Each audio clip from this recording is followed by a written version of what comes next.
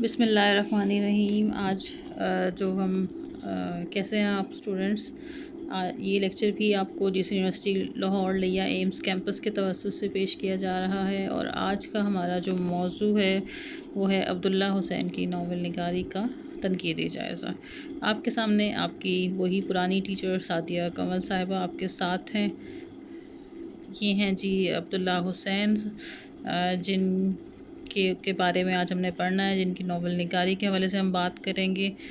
हालात ज़िंदगी में उनकी पैदाइश 1931 में हुई और 4 जुलाई 2015 में उनकी डेथ हुई। शहरियत जो है वो पाकिस्तानी और बरतानवी हिंद है। पेशा नावल निगारी है, अफसाना निगार है। कारहाय नुमाया में उदास नस्लें उनका अहम कारनामा है। उसके अलावा जो उनकी तसानीफ़ हैं उसमें बाग है, नादार लोग हैं। और आज जो है हम उदास नस्लें और बाग का तनकीदी जायज़ा लेंगे। नावलेट में कैद, रात, अफसाने, नशेब, फ़रेब, तराजुम में उन्होंने उदास नस्लें का तर्जुमा ख़ुद किया द वेरी जनरेशंस के नाम से। अब्दुल्ला हुसैन को इस क्लासिक नावल उदास नस्लें पर 1963 में आदम जी अवार्ड और अकादमी अदबियात पाकिस्तान ने आपकी अदबी खिदमात के सिले में कमाल फ़न अदब इनाम जो है वो 2012 में आपको दिया। ये किताबें हैं आपके सामने, बाग है, नदी है और उदास नस्लें, 7 रंग, कैद और ये इंग्लिश ट्रांसलेशन उदास नस्लें की द वेरी जनरेशंस। उदास नस्लें जो है वो अब्दुल्ला हुसैन का पहला नावल है। इस नावल में 3 बाब हैं। पहला है ब्रिटिश इंडिया, दूसरा हिंदुस्तान और फिर बंटवारा। असल में ये कहानी, ये नावल जो है वो 1962 में शाया हुआ और नावल का आगाज़ जो है 1857 की जंग आज़ादी से होता है। इसकी असल कहानी पहली जंग अज़ीम से शुरू होकर एक क़याम पाकिस्तान पर ख़त्म होती है। उदास नस्लें एक तरफ तो प्रेमचंद के नावल गौदान की कड़ी मालूम होता है और दूसरी तरफ ये कुरतुल-ऐन हैदर के नावल आग का दरिया के असरात भी इस पर दिखाई देते हैं। नावल में गांव रोशनपुर की सरज़मीन का ज़िक्र मिलता है, जिसमें पंजाब की दही ज़िंदगी के बारे में तमाम तर सियासी जद्दोजहद और अवामी बेचैनी नज़र आती है। अब ये क्यों कहा गया प्रेमचंद का जो है वो गौदान 1935 में लिखा गया, जिसमें समाजी माशरती मसावात पर ज़ोर दिया गया।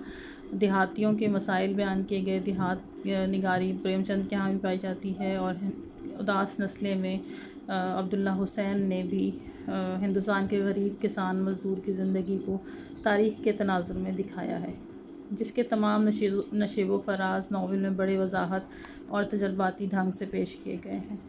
अब्दुल्ला हुसैन ने पहले कुरतुल-ऐन हैदर के नावल को इंसानी अज़मतों के सुराग के लिए तारीख़ियत के तसव्वुर से काम लिया। इस ज़मन में कुरतुल-ऐन हैदर का नावल आग का दरिया ख़ास अहमियत का हामिल है।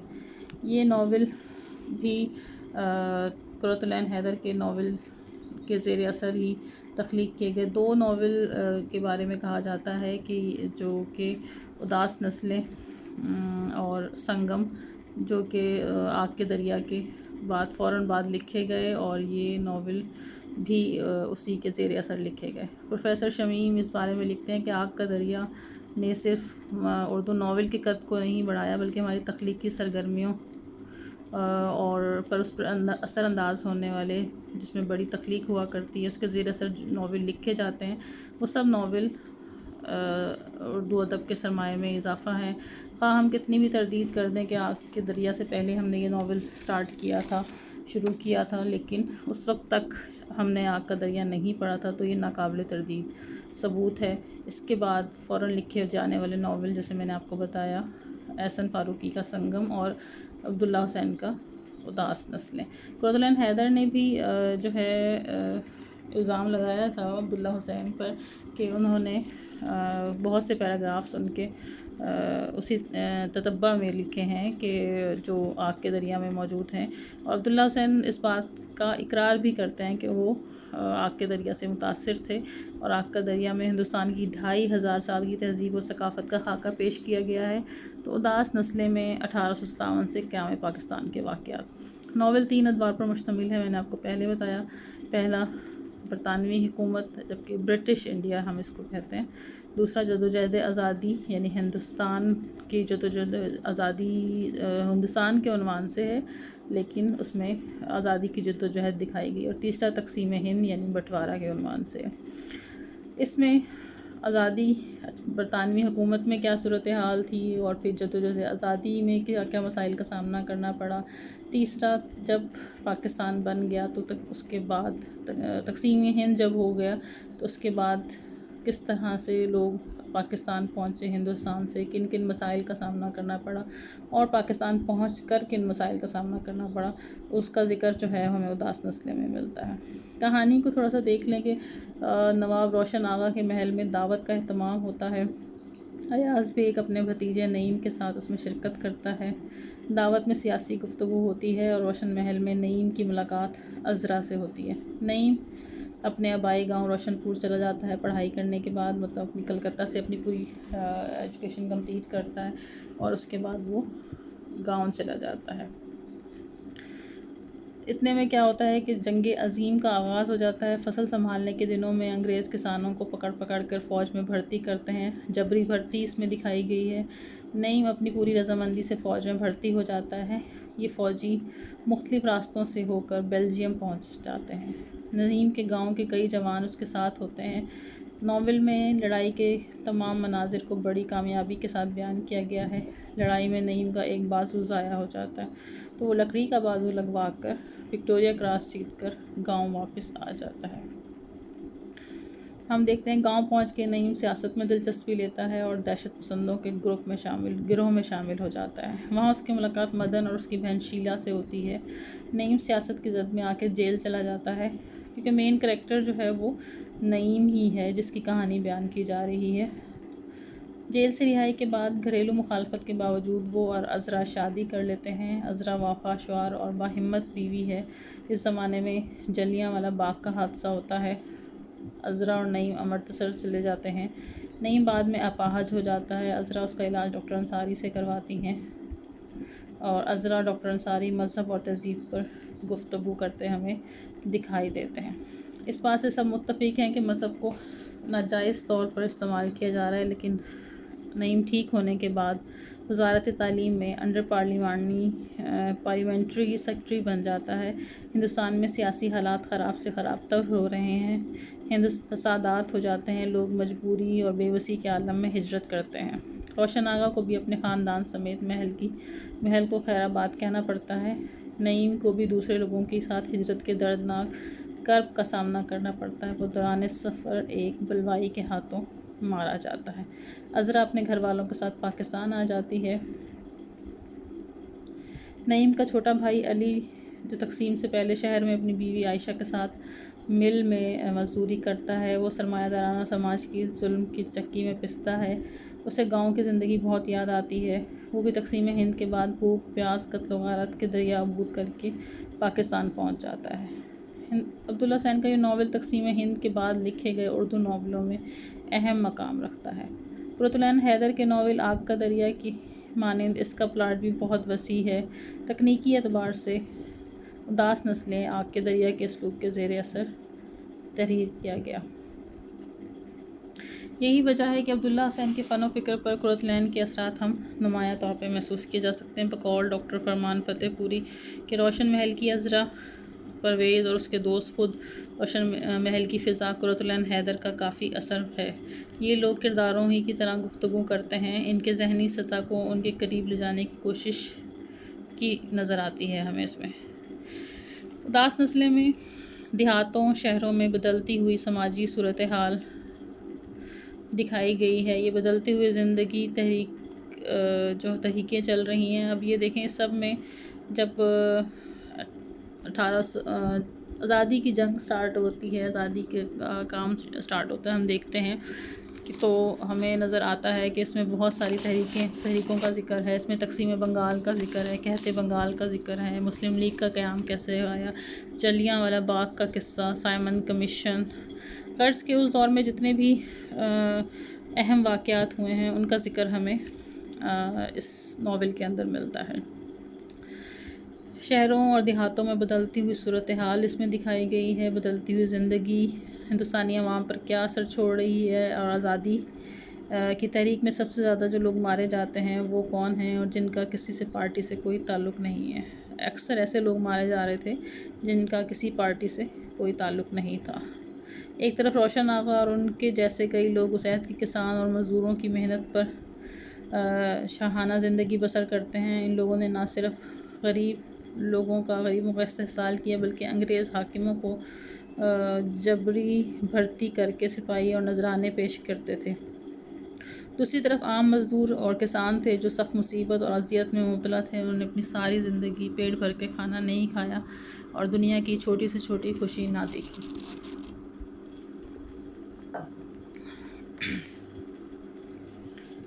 बरतानवी साम्राज्य बरसग़ीर का बुरी तरह इस्तेहसाल कर रहा था। अवाम हसूल आज़ादी के लिए जाने निसार कर रही थी। जबकि हिंदुस्तानी अवाम को आज़ादी मिली तो अंग्रेज़ों ने बरसग़ीर में फ़िरका वाराना फसादात शुरू कर दिए। शहर वीरान हो गए, गांव राख का ढेर बन गए, बच्चों को बेरहमी से कत्ल किया गया, औरतों को अगवा किया गया। दरिंदगी के इस आलम में मासूम और बेबस औरतों के साथ मवेशियों से भी बदतर सलूक किया गया। इंसानियत की तज़लील की गई। रेलगाड़ी में इंसानों की सरबरीदा लाशें थीं। हिजरत के वाक़यात और कैंपों की ज़िंदगी के बारे में अब्दुल्ला हुसैन लिखते हैं कि रोशन आगा और हुसैन पिछले दरवाज़ों से जान बचाकर भागे। जाते जाते उन्होंने बुलवाइयों की झलक देखी। वो लंबे तड़ंगे सिख, किसान और छोटी ज़ातों के काले काले लोग थे जो उनका सामान निकाल कर लान में जमा कर रहे थे और आग लगाकर बुतनों की तरह से शोर मचा रहे थे। नावल निगार ने अपनी जानदार तख़य्युल, क़ुव्वत मुशाहिदा और फ़िक्री क़ुव्वत के ज़रिए बरसों पर मुहीत माशरे की तारीख़ मुरतब की है, जिसमें इंसानियत सख्त अज़ियतनाक और करबनाक ज़िंदगी बसर कर रही है।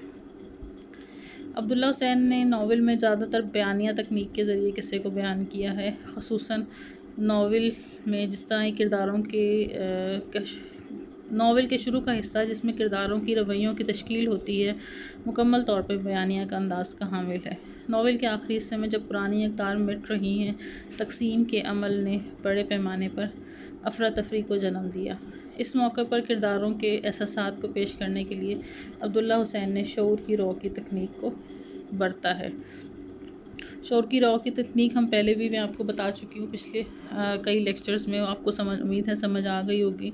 इस नावल में भी किरदार वक्त की हैसियत रखता है जो तहज़ीबी अक़दार रिवायात को मलिया मेट करता हुआ नज़र आता है। उदास नस्लें में भी तन्हाई और मौत का फ़लसफ़ा मिलता है। नावल में दही ज़िंदगी की पेशकश से हमें प्रेमचंद से मुमासिल नज़र आती है, मगर अब्दुल्ला हुसैन का अपना इनफरादी असलूब है जो कि खूबसूरत है। किरदारों की तफ़हीम में अब्दुल्ला हुसैन ने शऊर की रौ की तकनीक का बड़ा मौसर इस्तेमाल किया है। अब इसकी एक मिसाल देखते हैं कि क्या शऊर की रौ किस उसमें पाई जा रही है।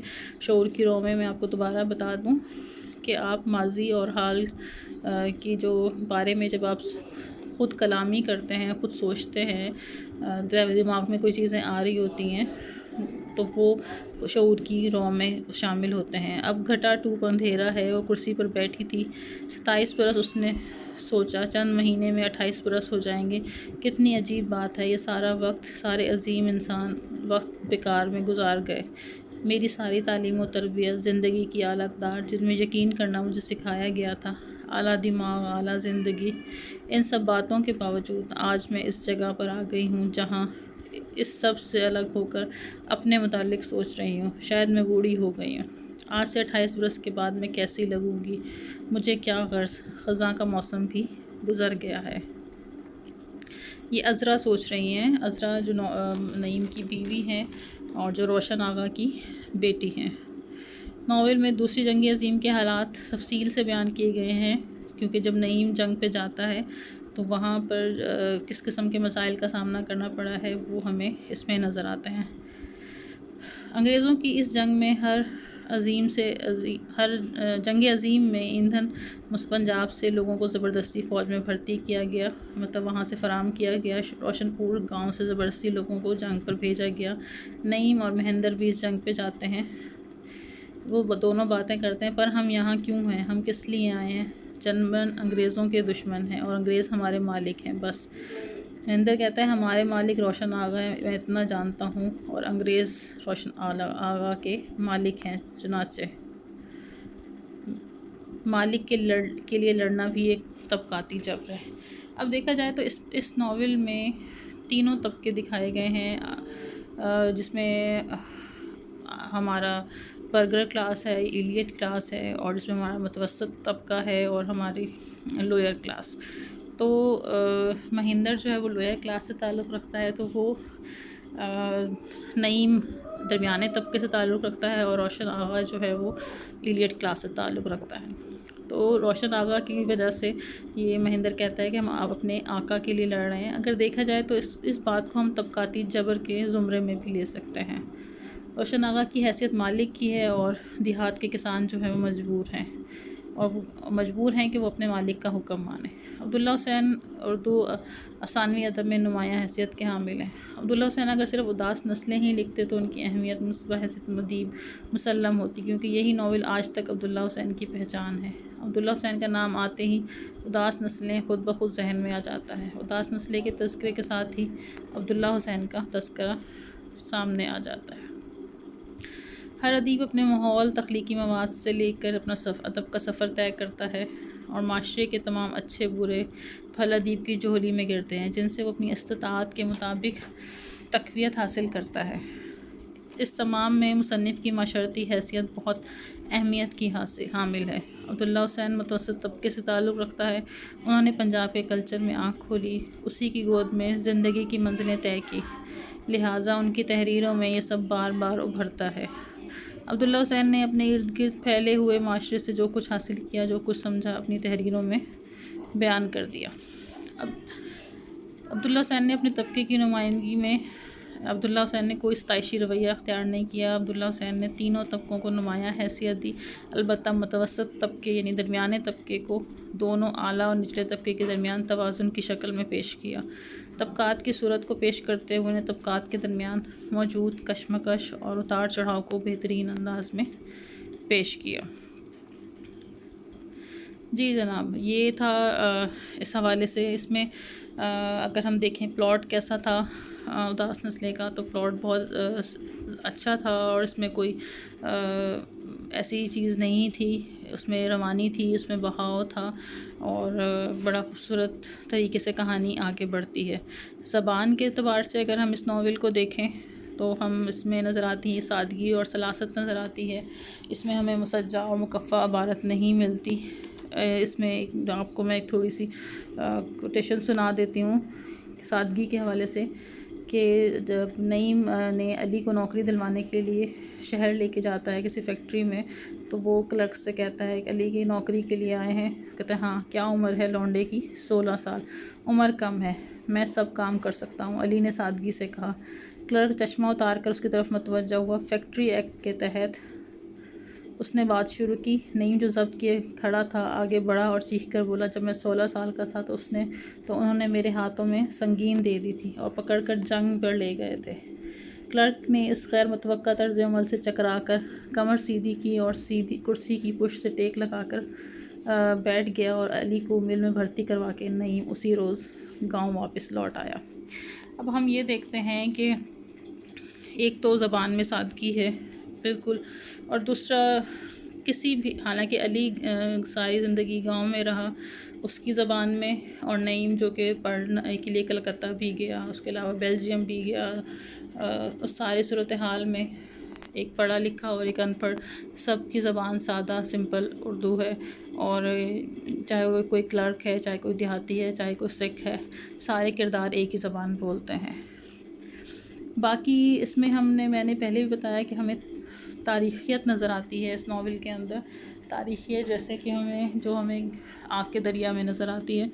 तारीख़ियत में दरअसल हम देखते हैं कि जो कहानियाँ, जो वाक़यात हमें तारीख़ की रोशनी में हमें मिलते हैं, जैसे जलियांवाला बाग का किस्सा है, जैसे मुस्लिम लीग का क़याम कैसे आया, जैसे कहते बंगाल में के बारे में अब्दुल्ला हुसैन ने लिखा, तो आया वो सही तारीख़ लिखी है, तारीख़ को मसख़ किया गया है, या तारीख़ जो है वो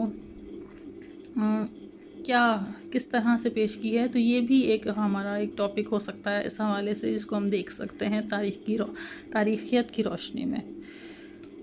इसमें एक अहम चीज़ जो साथ साथ मैं आपको बताती जाऊँ आगे बढ़ने से पहले, भाग की तरफ हम जाने से पहले, एक बात और आपको बता दूँ कि सबसे एक तो ज़बान मुसज्जा मुकफ़ा हमें नहीं मिलती, सादगी है, सलासत है। दूसरी बात ये कि मंज़र निगारी जो है वो अब्दुल्ला हुसैन के यहाँ बेहद खूबसूरत अंदाज़ है उसका, और कमाल है उन्हें मंज़र निगारी पर वो जिस तरह से लिख रहे होते हैं और जिस तरह से चीज़ों को बता रहे होते हैं। जैसे जब वो शहर पहुँचे तो दोपहर ढल रही थी, वो सीधा कपड़े की मिल पर गए जिसकी तामीर का काम ज़ोरों पर था।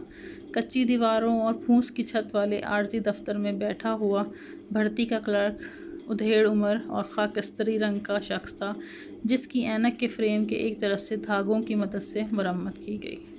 मतलब देखें कितना खूबसूरत तरीके से जो है वो मंजर पेश किया जहाँ पर भर्ती हो रही थी। इस तरह से एक जगह और देखिए कि आहिस्ता आहिस्ता रोशन महल की तमाम ख्वाबगाहें की रोशनी जो है वो गुल हो गई सिवाय दूसरी मंजिल के।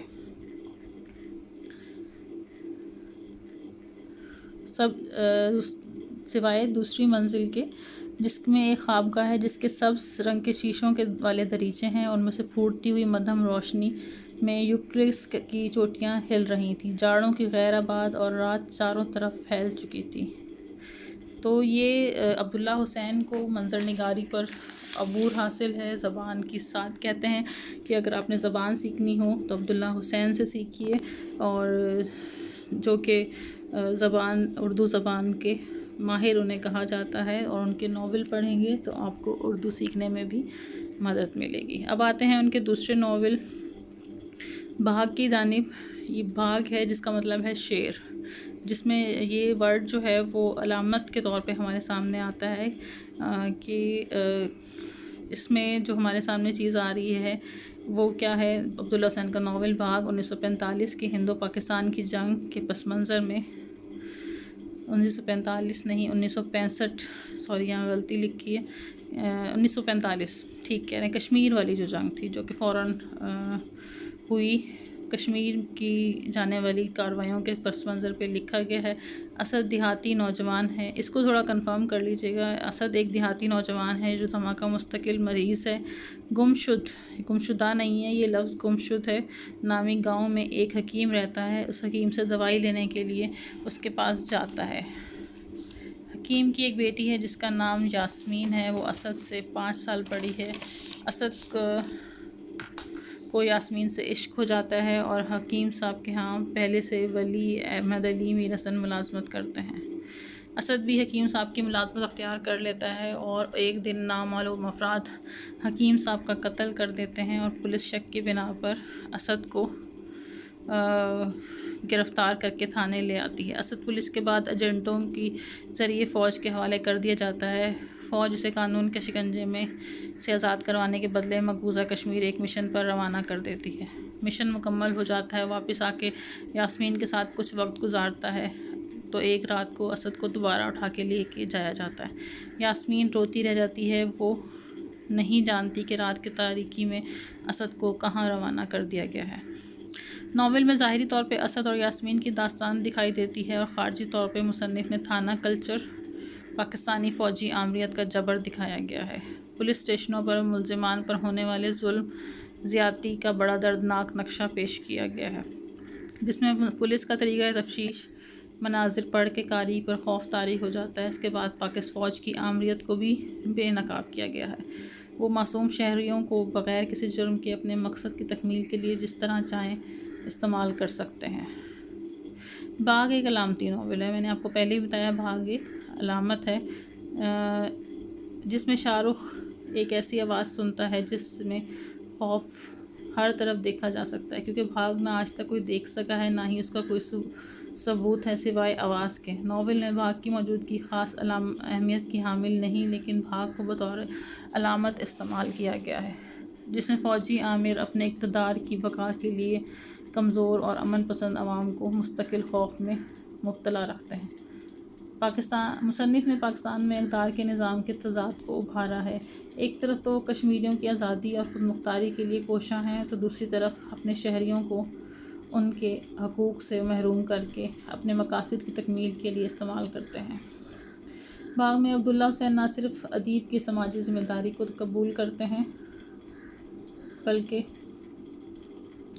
मुमताज़ अहमद ख़ान इस हवाले से लिखते हैं कि इस नावल में अब्दुल्ला हुसैन ने एक हंगामा खेज़ दौर की सियासी और माशी ज़िंदगी का अक्स अपनी सच्चाइयों और गहराइयों के साथ पेश किया है। गो के बाग एक का कैनवस उदास नस्लें की तारीख़ के हवाले से छोटा है, फिर भी हम इसे तख्लीक़ पाकिस्तान के बाद के हिंदो पाक में लिखे जाने वाले नावलों में यकीनन अच्छे नावल की हैसियत से याद रखेंगे, इसलिए कि इसमें अब्दुल्ला हुसैन ने न सिर्फ माजी करीब और हाल की सियासी, समाजी, माशरती ज़िंदगी को डायमेंशंस के साथ पेश किया है, बल्कि मखसूस विजन भी पढ़ने वालों को मुतासिर करेगा। नावल 3 अबवाब पर मुश्तमिल है। पहले बाब में फ़्लैशबैक की तकनीक का कसरत से इस्तेमाल किया गया है। नावल का आगाज़ अचानक और ड्रामाई अंदाज में होता है। असद और यास्मीन रात की तारीकी में घर से कुछ फासले पर एक पहाड़ी पर वाक़या दरख्तों के झुंड में मिलते दिखाई देते हैं, जहां वो बाघ की आवाज़ सुनते हैं और असद उसे बताता है कि वो बचपन से ही शेर का शिकार करने की शदीद ख्वाहिश रखता है। ये ख्वाहिश उसे अपने बाप की तरफ से विरासत में मिलती है।